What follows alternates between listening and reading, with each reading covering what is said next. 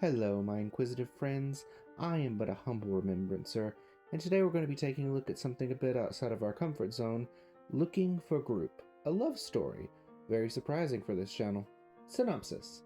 Drew, aka Orcorella, is the top tank on what is essentially WoW with the serial numbers carved off, and he is looking for a new group because his old one had a bit of a falling out.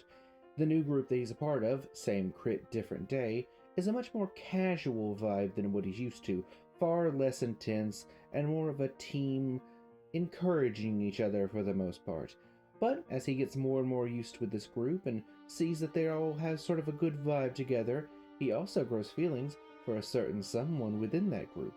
But he doesn't really know much about them, and Drew has to find a way to get to know them better and hopefully have them come out of their shell.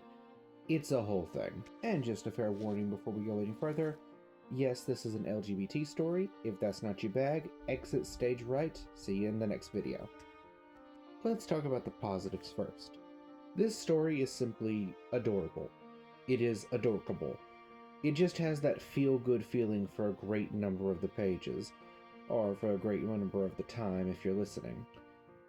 The vast majority of the time in this story just has a fluffy cloud feeling, and I would come to this story as a sort of palate cleanser in between the heavier things I was listening to. I absolutely adored the Valley Girl friend who always was the voice of reason, and Bjorn, the old school gamer who was there since vanilla, don't you know, and put respect on his name. The dialogue's pretty interesting. I got the feeling that it was a genuine group of friends, average 20-something nerds having their talks and whatnot. It felt very real, but the actual in-game chats could get very grating, especially when you had the villains, the NPCs, telling their attacks over and over and endlessly over again. Now let's talk about the negatives. First off, the best friend, and I'm using that in huge air quotes, Sony, or however you pronounce his name, he's a jerk. He's a horrible friend. They try to make him like the lovable jerk, sort of like a Barney Stinson from How I Met Your Mother. He's not. He's just not likable in any way, shape, or form. Hated every single scene he was in. Also, the awkward moments in the story just go on forever, and they are far too numerous. I get that they put them in there to make the characters seem more human, and that's great. They overdid it way too much. Speaking of awkward, the absolute worst thing about this story is the last hour and a half or so. It was unlistenable, or readable if you're reading it.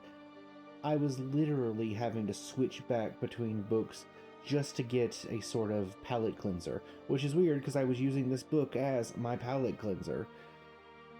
Without getting into spoilers, the last hour and a half or so puts out a bunch of melodrama for no reason, just so they can have some tension in the end, and ends up making me hate the main character. If they had just cut it out, like right before that, like the hour and 30 before, I would have given this book not just 4 stars, I would have given it 5 stars. It was such a cozy, cute little book. I loved it until the ending completely ruined it. And yes, at the end, everything is mostly good. Like, the characters aren't mad at each other anymore or whatever, but I'm mad at the characters. At the end, I can only justify giving it a 3-star. Should you read this book? If you like romance books and you're okay with the tropes, yeah, it is a good read, but for anyone else, I can't really recommend it because it's just so hard to get through in that last little bit. I can't give it more than a 3. I am sorry. But until next time, my dear listeners, I am but a humble remembrancer.